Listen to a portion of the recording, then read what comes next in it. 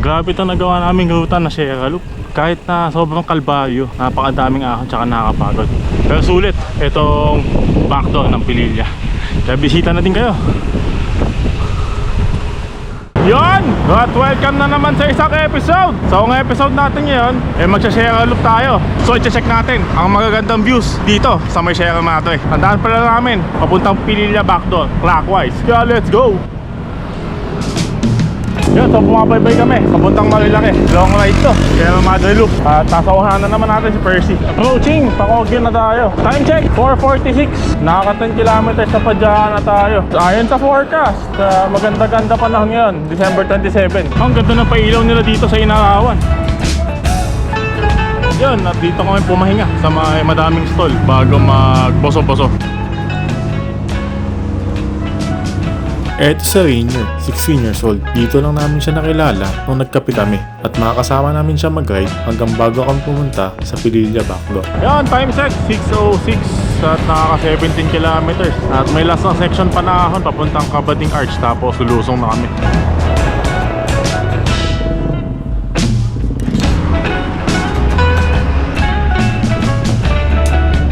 Uy, grabe, sea of clouds sa Gedli. Ang ganda doon sa may paso-paso section. Pag umaga, grabe. Uy, panalo na yung view.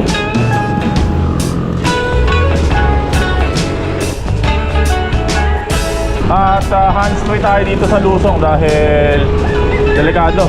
Pero yan na, sea of clouds, grabe, ganda. Solid na. Haba ng nilusong, 100 meters yung nabawa sa altitude. Pero ito na, grabe.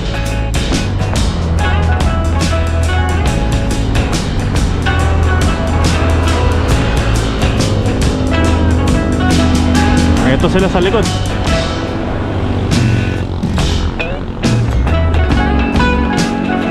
Hindi ko alam kung kita pero ang daming sea of clouds dun sa unahan. Ito, first section na ng climb. Matag yan. At matag pa yung ahon. Una na sila. Lakas sila eh. Sa 10%. Ang haba. Grabe, haba na. Kasusong ulit. Ang ganda ng kalsada na to. Wala masyadong nagmamoto. Ito sila, iniwan ako.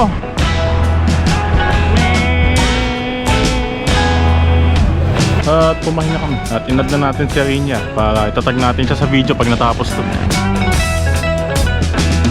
Ano, i-out na ulit after ng pahinga. Time check, 6:48, 27.56 na Padyakan. At malapit na kami sa may Palo Alto. Solid tong ride na to. Wala tayong na-expect pero grabe ganda. Kahit yung mga puno-punong ganda eh. Hindi ko ma-appreciate ito pag nag-drive ako dito eh. Kasi siyempre focus ako sa kalsada. So pagka papadya kayo ng Sierra Madre Loop, o kaya basta dadaan kayo ng Sierra Madre Marilaki, suggestion ko weekday para medyo onte. Minsan wala nga eh, holidays lang kasi ngayon. Pero pag weekend dyan, ako po, napakadaming nagmamotor dito. May mga nagbablog pa dun ng mga na-aksidente, kaya dahil na-aksidente dun sa Big C. Imbis na gandahan nila yung content nila, ang content nila yung mga na-aksidente. Potato farming, sweet potato pala.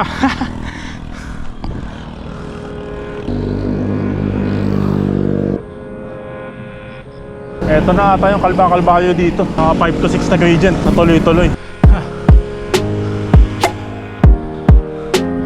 Puro ganda lang na naman ang sinasabi natin.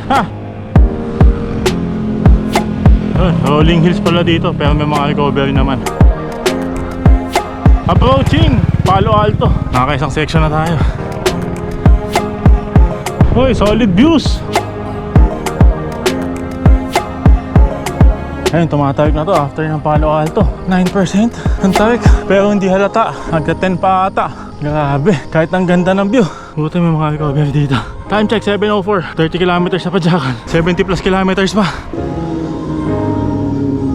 8% tumatawik pa, pero ang ganda ng view sana. Pero sa view tayo, sa kalsada tayo nakafocus. Approaching KM45.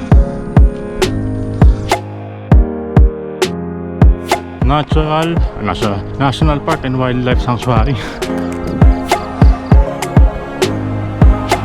Solid yung climbs at solid yung views.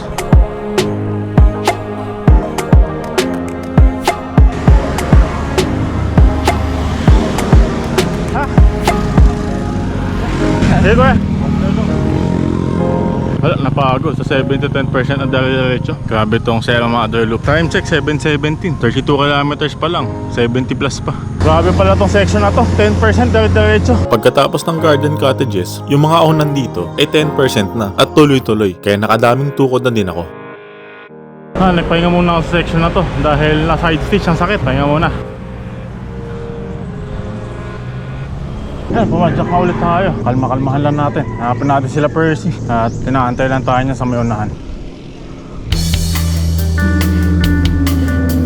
Ito medyo recovery onte, 6%.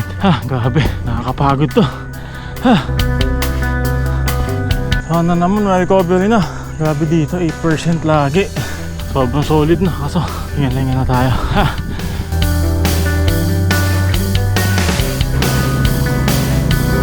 Nakita ko na sila. Nandun sila sa Big C, nakapihan.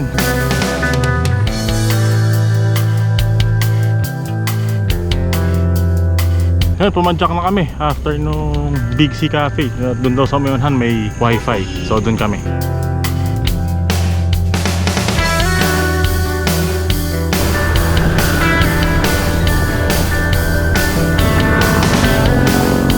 Dito kayo papahinga kay Muscleman.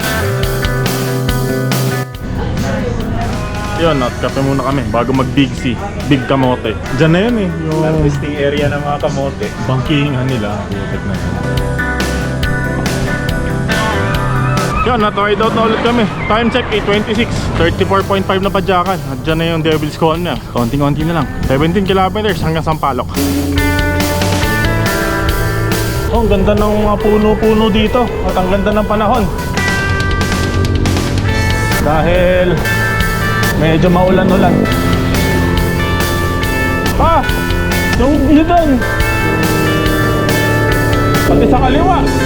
At hands-free muna tayo. Dahil lusong. Ayan na, Devil's Call na. Yung madaming vlogger boys na ang content ay yung mga na-aksidente. Kaya ingat tayo dito. Devil's Call na. Yan, dyan sila bumipengking. Dahil lang ano nito, tight nung corner.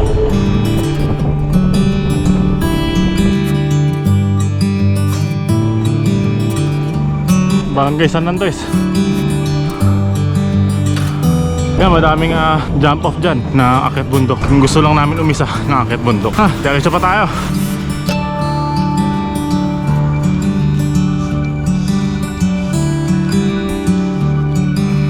$38.7 pa lang napadyakan, pero grabe na yung pagod. Pero kaya pa naman, mahaba naman to yung lusong sa may papuntang Pililya. Grabe, kanina pa ako umahon, pataas pa din. May matayik pa dun. Time check 9:02 at 40 kilometers sa padyakan. Konting-onti na lang, Sampaloc na. Mga 11 kilometers, 10 to 11. Patitikimin na tayo ng lusong. Ang taas na ng altitude natin, 575 na. Kaya pala, grabe.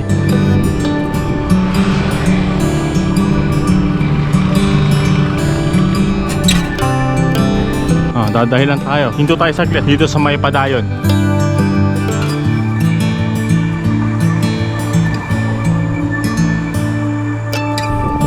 Mahal na naman. Grabe. Anli.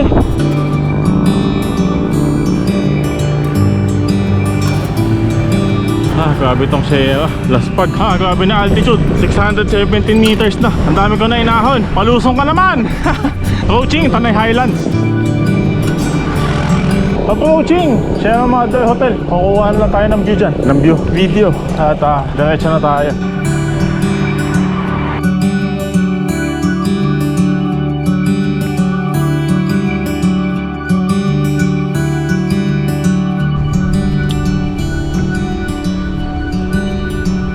Yun!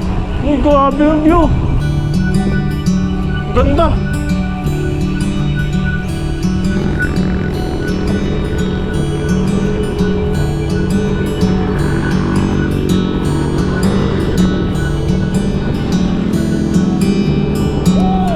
Yan, dito sila pumahinga sa highway. 6 kilometers na lang pa Sampaloc. Iyain natin to si Rinyal ng mga rides natin pag pwede. Buti na lang, maganda panahon, malamig. Okay, last 6 kilometers pa Sampaloc. Doon kami magbe-breakfast para bago umahon si Rinyal ng KM90 at makapag-breakfast. Solid yung views doon sa dulo. May pa sea of clouds pa. Woo!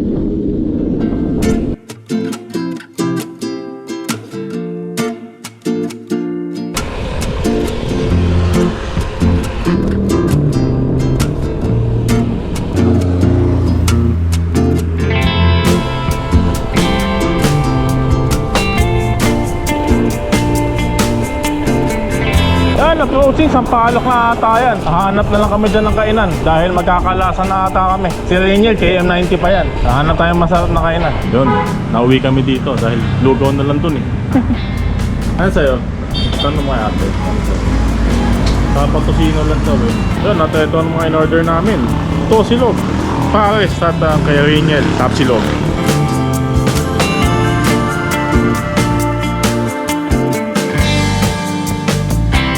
Yun, at kakalas na si Rinyal at dahil malayo pa siya, kami preparing na din. Ingat.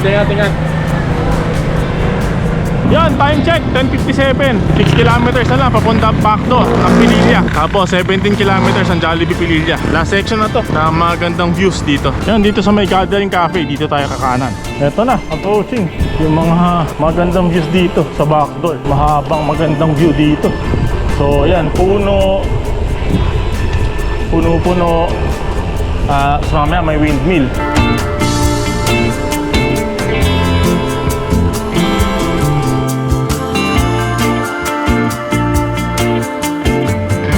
Konti lang naman daw out dito.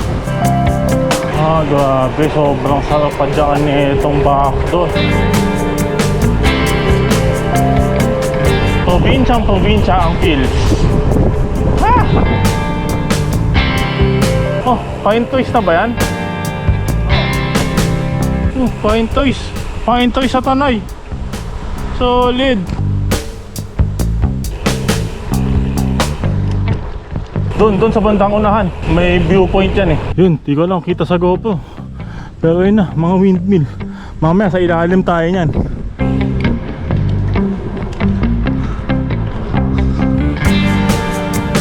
Solid windmill pagkatapos ng Sierra Loop. Kahit dun sa kabila, Editor Carl, zoom mo kung kaya. Dami, ganda. Grabe, sobrang ganda. Tsaka ang tahimik, kinikilig na naman ako. Nakakatawa. Grabe yung dala ko, Carl. On time mo, Carl.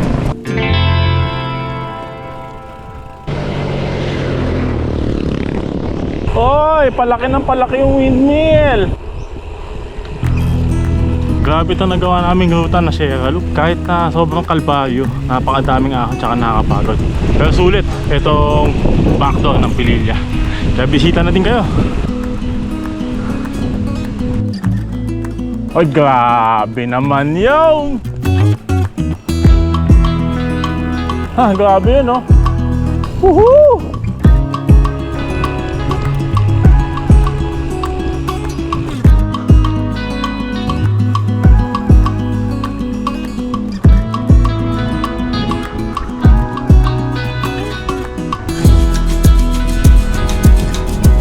Wow! Wow! Laguna Lakeview. Wow!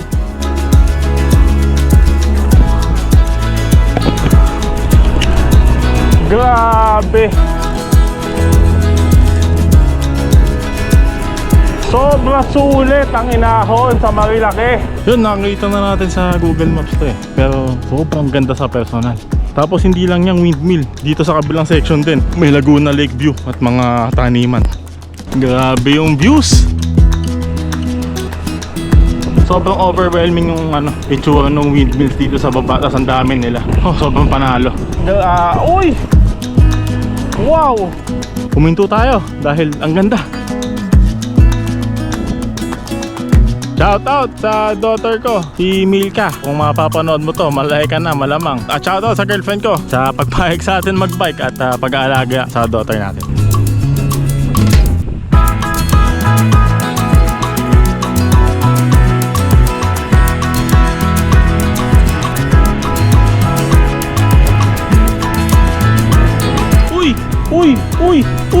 Uy! Uy! Uy! Uy! Uy! Uy! Uy!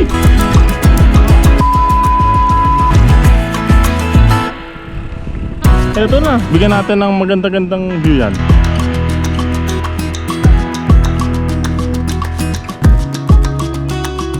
Yun, sarap tumambay dito. Tsaka buti na lang, hindi na naman mainit. Panalo na naman. Grabe to lugar na to. Hindi masyado pinupuntahan to eh.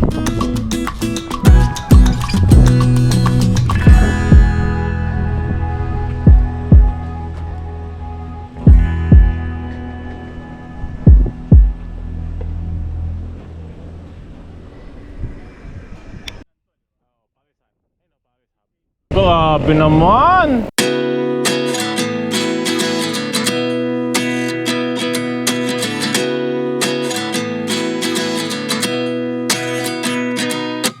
At 29 and I find myself wondering what did happen to the last 10. I ran away with my life, fast forward, never turn back again.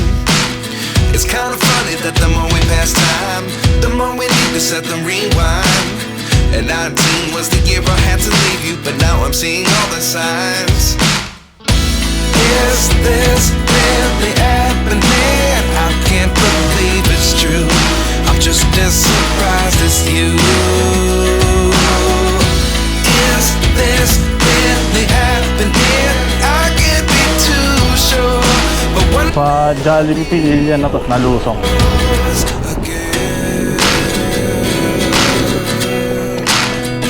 Time check, 1:01, 67.85 na padyakan. So 39 kilometers total pa, pauwi.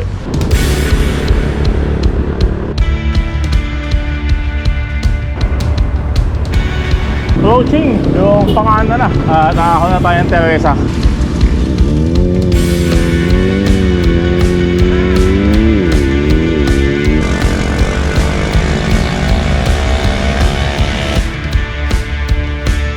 Yun na, doon ka na, kakanan ako. Oo, ano na yan, pagbaba niyan na 30. Yun, natatutuloy na tayo. Si Percy nasa likod ko, kalasa na talaga. Approaching, sumulong sa kabilang side na sumulong. Yun, at nasa may kupang na ako. At malapit na talaga ako sa bahay. Time check, 4:19. Nakaka 106 kilometers na padyakan. At dito na natin tatapusin ang episode na to. Pero bago natin tapusin ang episode, mag-iwan muna tayo ng mensahe. So ingat tayo lagi at enjoy lang natin ang kanya-kanyang journey natin. Dahil iba-iba naman tayo nun. At sana matupad ang lahat ng pangarap natin. Ang episode na nag-share ulit tayo via Pililla Backdoor. Hanggang sa muli, salamat!